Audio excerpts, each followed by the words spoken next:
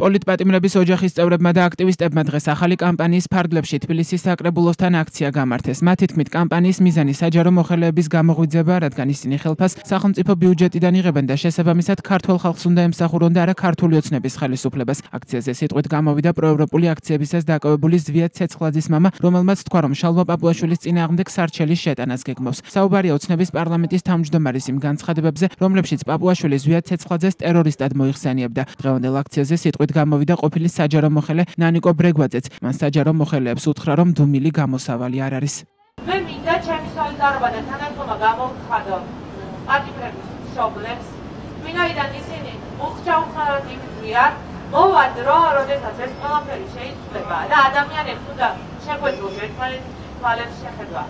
მე წარმოვადგენ პროფესიულ კავშირის კონსტიტუციის 78 მუხლი, რომელიც ასევე უხჩაუხარად იბრძვის იმ ადამიანებისთვის, იმ საჯარო მოხელეებისთვის, თქვენთვის, ვინც ახლა მუშაობთ, იმიტომ რომ დუმილი არ არის გამოსავალი, დღეს დუმხართ, ხოლ ასევე დუმილი შეიძლება გამოგიშვათ. სინდისის პატიმრების მშობლები და ოჯახის წევრები აგრძელებენ ბრძოლას შეუპოვრად და ისინი ყველა საჯარო უწყებასთან გეგმავენ გისვლას.